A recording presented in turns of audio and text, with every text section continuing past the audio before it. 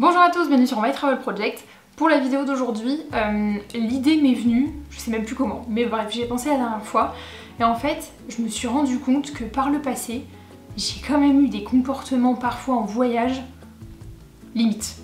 Genre, limite. Alors certes, personne n'est parfait, mais je sais pas, genre, je pense que c'est peut-être avec les années, la maturité, le recul sur certains voyages que j'ai pu faire, que je me suis rendu compte que dans certaines situations, j'ai vraiment eu des comportements où maintenant je me dis genre, franchement t'as abusé, tu vois. Tu sais, j'y pense et je me dis, pourquoi?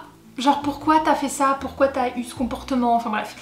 Et la vidéo d'aujourd'hui c'est pour te montrer que j'ai été parfois une belle merde en voyage. En vrai, je pense que j'ai envie de faire cette vidéo non pas pour me donner bonne conscience ou quoi, parce que je pense qu'il y a peut-être encore parfois des comportements que j'ai en voyage qui sont pas ouf non plus et je me rends pas nécessairement compte, donc je suis clairement pas parfaite. C'est plus pour te montrer que je pense qu'on fait tous des choses parfois, on a tous des comportements qui sont vraiment limites et que c'est bien parfois de faire un peu une introspection et de se rendre compte que voilà, parfois faut se remettre un peu en question, faut avoir un peu de recul en fait sur son comportement, histoire juste d'être respectueux envers les autres et envers les cultures et ce genre de choses. Et comme je me suis rendu compte de certains de mes comportements, j'espère que tu pourras apprendre de mes erreurs. Le premier comportement que j'ai déjà eu en voyage, et c'est le premier en fait qui m'est venu à l'esprit et qui m'a donné l'idée de faire cette vidéo, c'est le fait d'avoir par le passé donné de l'argent à des enfants des rues ou de leur avoir acheté des trucs, et de manière générale, plus mon comportement avec les enfants, que ce soit des enfants des rues ou des enfants de manière générale, à genre vouloir prendre des photos en mode sauveur blanc vibes, ou d'avoir voulu les prendre dans mes bras, ce genre de trucs. En fait maintenant, c'est le genre de comportement qui me fait cringe à mort, alors que je l'ai fait aussi. Donc je sais que j'ai eu ce comportement là, notamment la première fois que je suis partie au Vietnam, donc en 2013, quand j'ai fait mon volontariat là-bas. Donc d'ailleurs si tu veux aller voir les vidéos qui parlent de mon volontariat et pourquoi je pense que c'était pas le meilleur volontariat de la Terre, je te mettrai des liens dans l'écran et dans la description. Et je sais que j'ai aussi eu ce comportement là l'année suivante quand je suis repartie au Vietnam et aussi au Cambodge pour la première fois, donc cette fois-ci en 2014. Je pense notamment au temple d'Angkor où il y a beaucoup d'enfants des rues qui en fait vendent des petits bracelets, des souvenirs, des babioles aux touristes. Et j'ai le souvenir d'avoir acheté des trucs à l'époque, enfin je crois. J'ai le souvenir aussi quand j'étais à Siem Reap, donc la ville juste à côté des temples d'Angkor, un soir où on a vu des enfants, ils étaient trop mignons et donc tu veux les prendre dans tes bras et donc tu prends des photos avec eux. Et en fait, là quand j'y repense, je me dis mais pourquoi t'avais envie de prendre des photos avec eux, tu vois? Dans le sens où si je vois un enfant mignon dans la rue en France, je vais pas aller commencer à taper ma photo avec. Honnêtement, je peux pas dire à l'époque ce que j'ai eu comme cheminement de pensée pour en arriver à vouloir prendre une photo avec le gamin ou la gamine. Honnêtement, je sais pas. Le fait est que j'ai eu ce comportement de vouloir me faire prendre en photo avec des petits enfants, donc cambodgiens ou vietnamiens dans mon cas. Est-ce qu'il y a franchement une raison? Non, parce que c'est mignon, parce que c'est chou, parce que quand j'ai fait mon volontariat je pensais que j'allais sauver le monde et que du coup peut-être ça faisait bien honnêtement, peut-être que ma raison c'était ça, j'en sais rien quoi.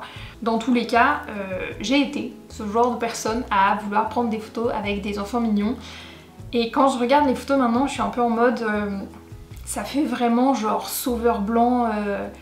Genre j'ai vraiment voulu sauver la terre entière et en fait je sais pas comment l'expliquer parce que dans un sens je pense à plein de trucs quand je me souviens de ce comportement là que j'ai eu et le truc c'est qu'en fait je peux pas l'expliquer dans le sens où je me souviens pas du tout de mon cheminement de pensée de l'époque. Mais maintenant quand je revois ces photos, quand je me souviens de ce comportement que j'ai eu en genre 2013-2014, donc à l'époque j'avais 19-20 ans, le premier truc qui me vient à l'esprit c'est que ça fait vraiment sauveur blanc et dans le concept du sauveur blanc t'as un peu cette idée de supériorité des occidentaux sur les populations de ces pays là, donc des pays qui sont en développement. Et en fait je pensais à ça et je me dis mais tu te prenais pour qui à l'époque du haut de tes 19-20 ans, genre la pauvre nénette qui connaît rien à la vie. Et je dis ça et je dis pas que toutes les filles de 19-20 ans elles connaissent rien à la vie, mais genre dans mon cas vas-y je connaissais rien à la vie à l'époque, déjà même aujourd'hui je peux pas dire que j'ai beaucoup d'expérience de vie si tu veux, mais alors à l'époque encore moins. Et vraiment j'y repense et je me dis mais du haut des 19-20 ans tu pensais que t'allais sauver qui et avec quoi en fait, tu vois.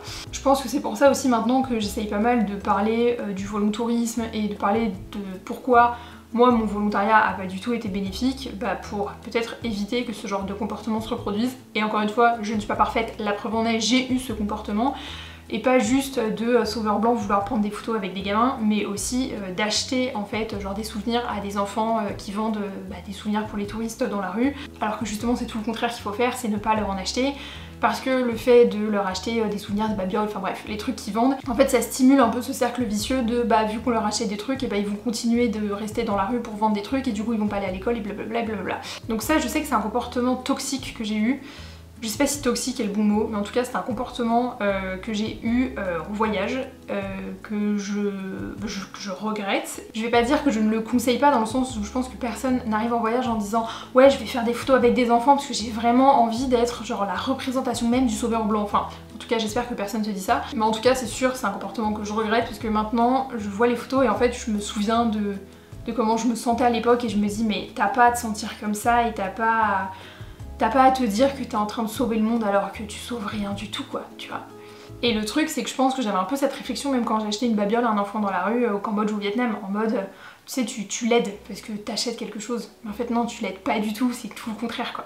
Un autre comportement que j'ai eu, et ça m'a pris du temps aussi, et c'était un peu la même époque parce que c'est quand je suis partie en échange universitaire à Ottawa, donc j'avais 20 ans parce que c'était en 2014, fin 2014. Et en fait, je me rends compte que quand je suis arrivée à Ottawa pour y vivre en fait, pour mon échange universitaire, j'ai eu un comportement assez ethnocentré. Dès que je suis arrivée, en fait, j'ai rencontré des Canadiens, donc que ça soit des Québécois ou des Franco-Ontariens, vu qu'Ottawa est situé en Ontario mais à la frontière avec le Québec. C'était ma première expérience de vie à l'étranger, c'était ma première expérience d'études à l'étranger, et en fait, directement, je me suis retrouvée, un peu logique, face à des gens qui n'ont pas du tout la même culture que moi, qui n'ont pas les mêmes codes culturels, qui n'ont pas la même histoire, le même passé, enfin un peu logique.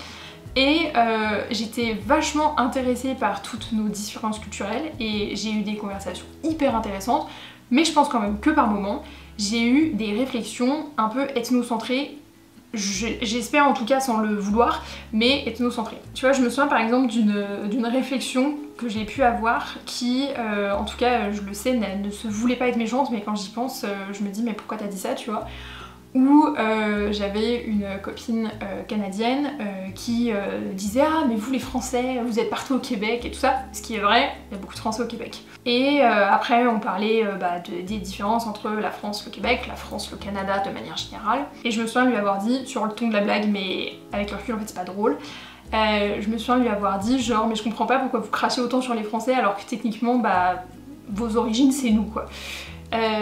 Oui c'est vrai, mais en fait quand ça remonte à des siècles et des siècles, c'est plus tant vrai. C'est plus sur ça où je veux dire que j'ai eu un comportement ethnocentré. Tu sais, à vouloir toujours comparer un peu ce que moi je connaissais de ma culture, donc la culture française avec la culture canadienne, où nécessairement il y avait des différences culturelles. Tu sais, à toujours comparer en mode ah bah en France c'est pas comme ça, ou en France on fait comme si, ah bah en France on fait comme ça. Comme si ce que moi je connaissais était nécessairement le référentiel de base. Alors que non. Il y a à peu près 200 pays dans le monde, il y avait un référentiel de base, tu vois. Donc je sais que j'ai eu ce comportement et je trouve ça dommage, et en même temps je sais que ce comportement, enfin en tout cas cette vision des choses m'est très vite passée, parce que j'ai le souvenir au bout de quelques mois ou peut-être quelques semaines, je sais plus, que j'avais vraiment une autre vision des choses. Donc est-ce que c'est le choc culturel? Quand je dis choc, c'est pas un terme péjoratif, mais juste la différence culturelle en fait quand je suis arrivée qui a causé ça, j'en sais rien. Encore une fois, ça n'excuse pas le fait que j'ai eu un comportement complètement ethnocentré. Et je pense d'ailleurs qu'il n'y a rien qui excuse le comportement que j'ai eu à l'époque. Je peux juste dire que je suis contente de plus du tout voir les choses comme ça, et que d'ailleurs ma vision a très vite changé à l'époque. Mais je me rends compte que maintenant c'est vraiment un comportement, si je le constate chez les autres, qui m'énerve de ouf. Et je pense que c'est juste parce que ça me renvoie au comportement que moi j'ai eu, et que honnêtement j'ai un peu honte d'avoir eu ce comportement là, même si c'était sur une brève période. Le fait est que j'ai eu ce comportement là, et que un peu shame on me, quoi, enfin c'est vraiment pas ouf. Le fait de faire des comparaisons entre les cultures, je pense pas que ça soit un problème en soi, parce qu'une comparaison n'est pas nécessairement négative, et que le fait de comparer n'est pas censé être une expérience subjective.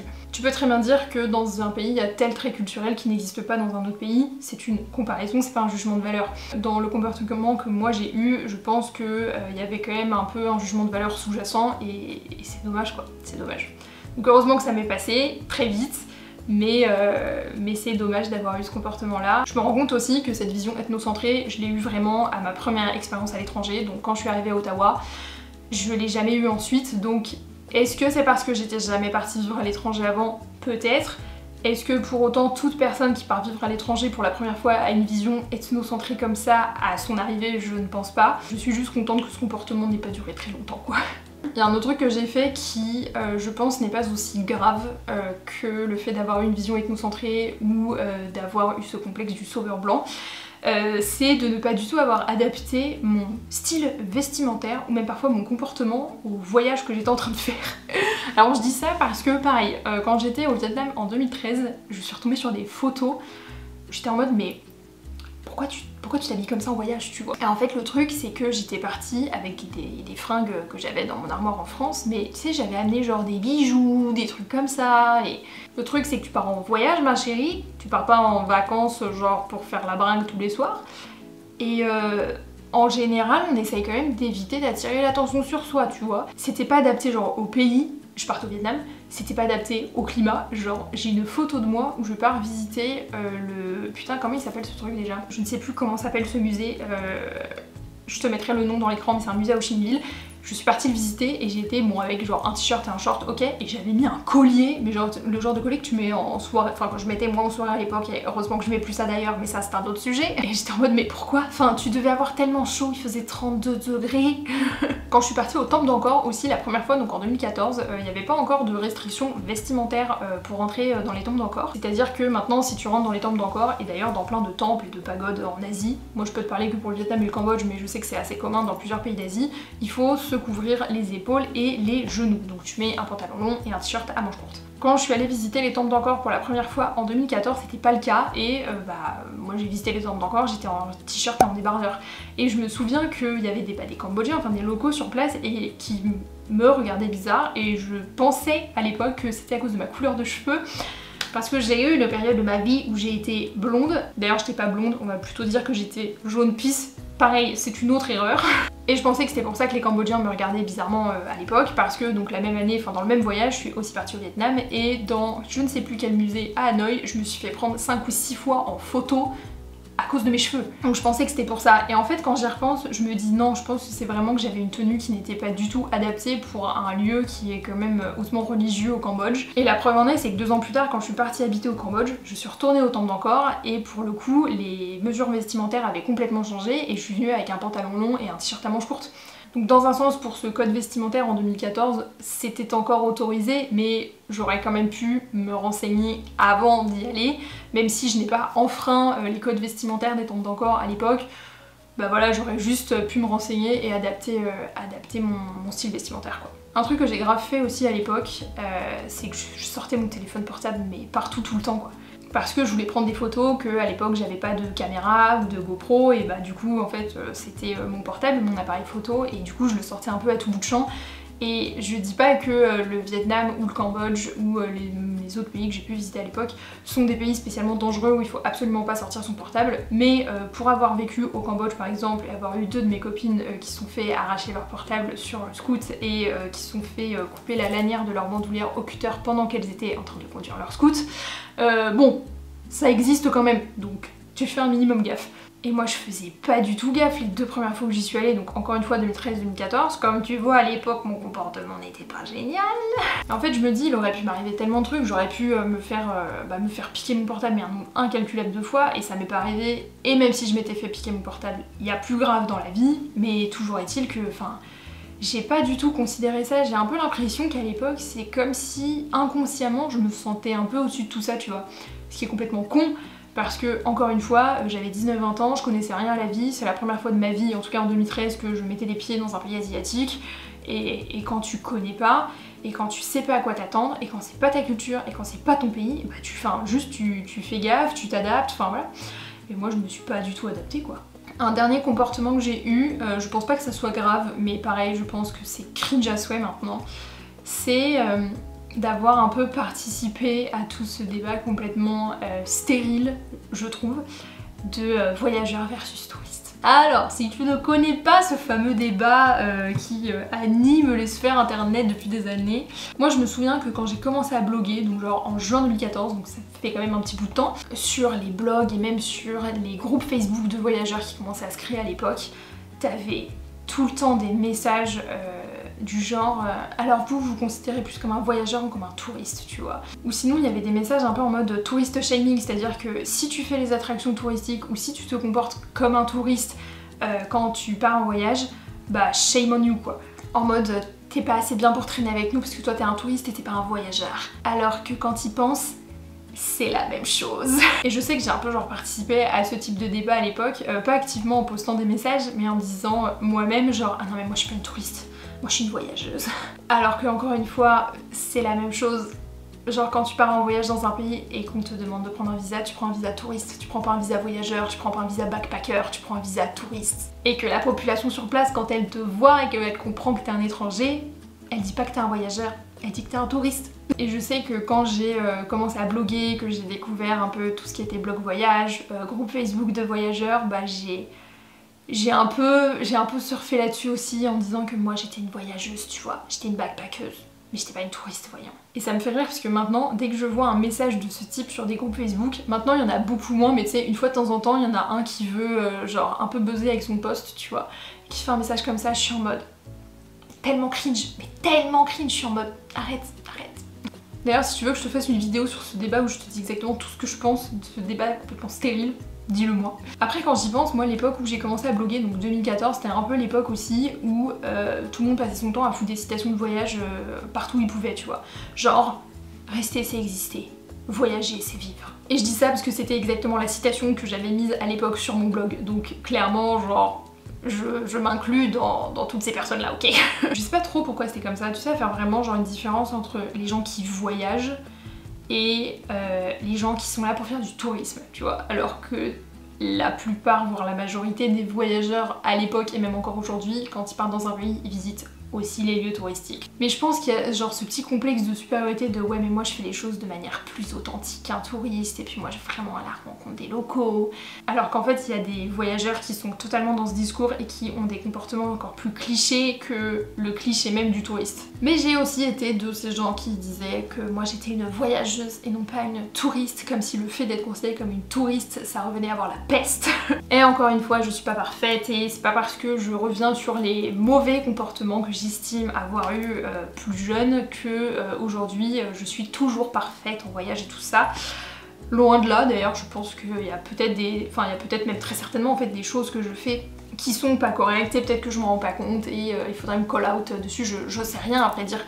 Mais j'ai eu ces comportements là et je trouvais ça bien d'en parler. Donc voilà les 4 comportements parmi plein d'autres, je pense, que j'ai eu en voyage et que je regrette, ou ça me fait vraiment cringe quand j'y pense. Parfois je me dis pourquoi ça a été comme ça, franchement c'est la honte. Le seul truc qui me rassure c'est de me dire que ces comportements là je ne les ai plus aujourd'hui.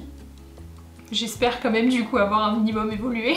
N'hésite pas toi à me dire dans les commentaires s'il y a des comportements que tu as déjà eu en voyage qui en fait étaient pas ouf et que tu t'en es rendu compte par la suite et du coup maintenant t'essayes de faire mieux parce que c'est quand même un peu la morale je veux dire de cette vidéo, c'est d'essayer de changer ce comportement et d'aller vers du mieux.